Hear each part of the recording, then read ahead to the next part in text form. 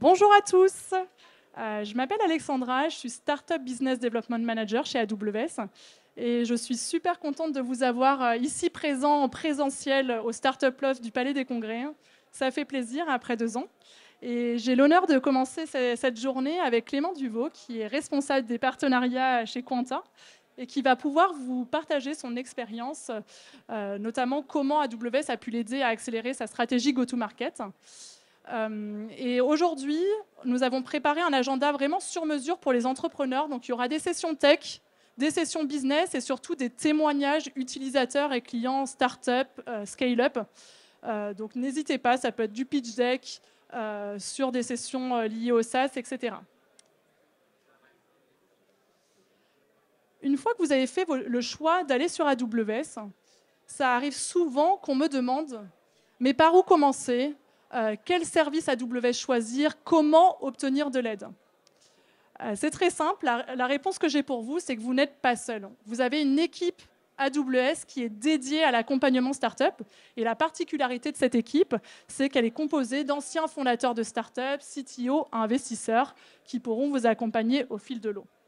Tout ça en étroite collaboration avec les key players de l'écosystème startup, VC, incubateurs. Donc évidemment, l'idée est d'accompagner au mieux les startups de leur portefeuille, mais surtout aussi de vous connecter à ces partenaires stratégiques. Par exemple, nous venons de lancer un partenariat avec Euratechnologies, où nous sommes en charge de développer le contenu technique de leur programme d'incubation pour aider les startups à mettre en place leurs applications. Donc concrètement, comment on peut vous accompagner? Donc la première chose à savoir, c'est que l'on n'investit pas dans les startups, à l'exception de quelques fonds comme le fonds Alexa ou Climate Pledge. Par contre, on va vraiment investir notre temps, nos ressources et notre expertise pour vous accompagner. Donc ça peut être sur la partie technique. Vous pouvez rencontrer les architectes solutions qui vont venir sur scène notamment tout à l'heure. On peut vous aider à choisir les bons services, à designer votre architecture ou faire des revues d'architecture pour s'assurer qu'elle soit performante, scalable, durable, optimisée, etc. Et vous partagez des bonnes pratiques en termes de sécurité, compliance, et vous connectez à des spécialistes de votre industrie ou de votre technologie.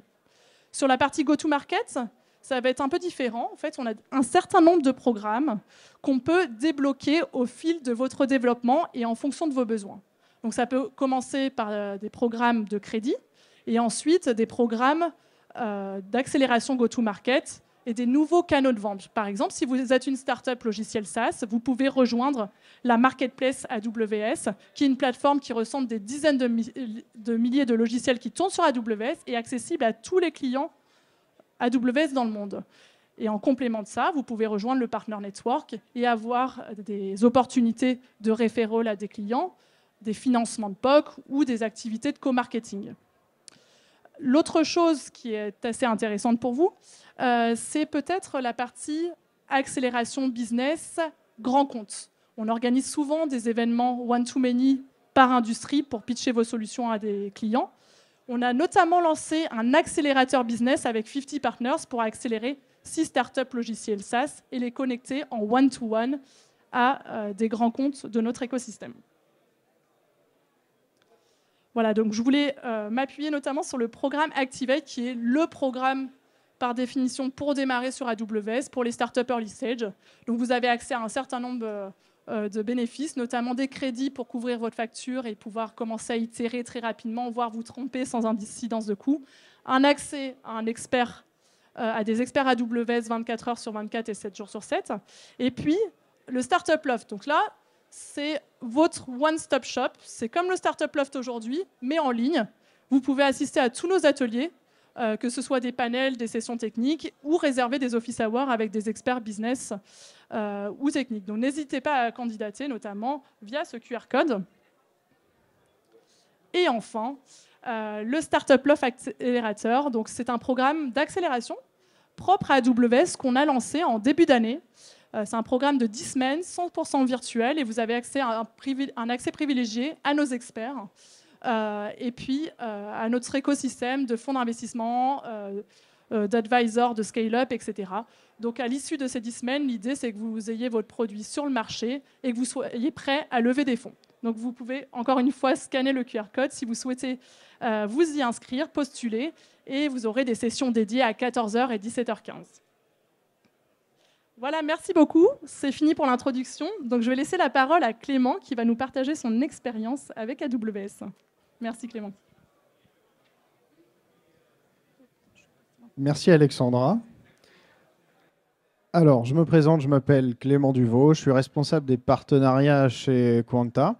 Donc, je vais vous présenter rapidement qui on est et ce qu'on fait, et ensuite, on passera tout de suite à ce qui vous intéresse, comment on a profité des programmes d'accompagnement de start-up et comment ça nous a aidés. Donc, nous, Quanta, on existe pour une raison simple, c'est que tous les ans sur Internet, le poids des pages web augmente de 16%. Pour présenter la même information, avoir le même service qu'avant. Donc ça a deux impacts. Le premier, évident, c'est que ça a un impact sur l'expérience, parce que les pages sont plus lentes à charger. Et le deuxième, c'est un impact environnemental, parce qu'il y a une accélération aujourd'hui de l'obsolescence des terminaux clients, parce que les pages sont de plus en plus complexes, et il faut des devices de plus en plus puissants pour pouvoir accéder rapidement au site. Donc nous, on essaye de mettre fin à ces problématiques-là. Mais ce n'est pas si simple parce qu'aujourd'hui, il y a de plus en plus d'outils d'expérience, de façons d'amener des expériences sur le web pour les clients. Ça apporte de la complexité pour les entreprises à choisir. Et de l'autre côté, il y a de plus en plus d'outils et de pratiques de performance. Et il y en a tellement que c'est presque plus possible de tous les suivre quand on crée un nouveau projet. Donc nous, on vient mesurer la performance et les indicateurs de sobriété numérique des sites Internet de nos clients et on vient prioriser ce qui est important pour eux en termes d'expérience et de performance pour améliorer leur business. Voilà très rapidement qui on est et ce qu'on fait. Et on va passer maintenant à la partie comment on est allé sur Amazon. Alors, pour ça, il faut comprendre un peu d'où on vient et ce qu'on a fait. Donc, j'ai une petite histoire et c'est l'histoire de notre infrastructure. Donc, quand on a constitué la société Quanta, on a créé notre logiciel, on a créé la première partie de l'application et on a eu notre premier client. Donc on a pris notre premier serveur, notre premier hyperviseur chez un hébergeur traditionnel. On a mis notre application, notre base de données et tout tournait très bien. On a eu plus de clients, donc on a rajouté des serveurs, on a rajouté de la redondance et on a une croissance de la boîte qui fait qu'on a de plus en plus d'hyperviseurs, de plus en plus de clients. Et tout marchait très bien, jusqu'au jour où tout n'a plus marché. On s'est rendu compte en fait que sur l'hyperviseur sur lequel on avait notre base de données, les disques étaient morts. Et on ne le savait pas. Donc tout de suite, nous, on a appelé notre hébergeur en lui disant « Bon, les disques qui sont cassés, on n'avait pas vu, on n'a pas reçu de notification, qu'est-ce qui se passe ?» Et ils nous ont répondu « Oui, nous, on ne surveille pas ça en fait. Donc c'est bien que vous soyez connecté à votre compte pour le voir. Donc on va éteindre votre serveur pour changer les disques. » Oui, d'accord, sauf que nous, on a notre base de données. Donc ça veut dire migration en urgence sans interruption de service pour nos clients sur un autre hyperviseur. C'est ce qu'on a fait. Et notre hébergeur, du coup, a changé les disques. Et voilà. Bon, on est sur un incident de production, ça arrive. Le problème, c'est que plus on avait de clients, plus on commençait à consommer des disques. Et on s'est retrouvé dans une situation où on consommait des disques au point où on devait migrer notre base de données tous les 2 à 3 mois. Donc avec tous les risques que ça implique, on a dû aussi développer nos propres scripts de crawling pour aller sur la console pour voir quand est-ce que les disques étaient cassés, etc.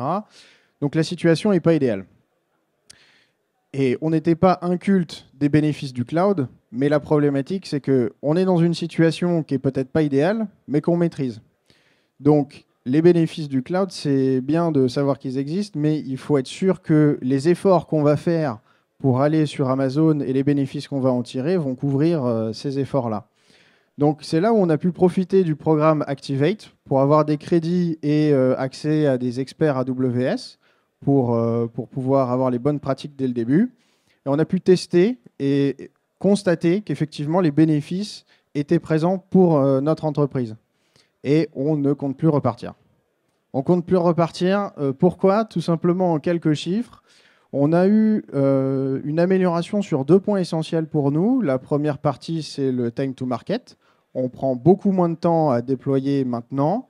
On a quasiment plus d'alertes, on fait quasiment plus d'astreintes. Les bases de données, s'il y a une base de données qui tombe, elle remonte. On a une alerte, mais elle est remontée toute seule par Amazon. Et on a pu même déployer notre module de test de montée en charge avant même d'avoir migré notre application sur Amazon. Et la deuxième partie qui est importante pour nous, c'est la partie impact environnemental. Alors même si à l'époque on est allé sur la région Irlande, qui a un mix CO2 qui est moins intéressant qu'en France, en réalité le fait qu'on n'ait plus approvisionné plus d'hyperviseurs que nécessaire et le fait qu'on ait un PUE qui soit bien meilleur, et bien même comme ça, on fait moins 5 à moins 10% de CO2 par rapport à précédemment. Et ce n'est pas les seules raisons pour lesquelles on souhaite rester sur AWS. Il y en a deux principalement. La première, c'est le FinOps. Alors, vous en avez peut-être déjà entendu parler, d'essayer de contrôler sa facture, maîtriser sa facture, mais ce n'est pas le seul intérêt pour nous. C'est même d'ailleurs pas le premier intérêt. Le premier intérêt pour nous, c'est que le FinOps, ça change tout en termes de pilotage. On ne va plus chercher à savoir une fois par an combien il faut qu'on renouvelle d'hyperviseurs, combien il faut qu'on achète de licences. On va plutôt essayer de savoir combien nous coûte un client.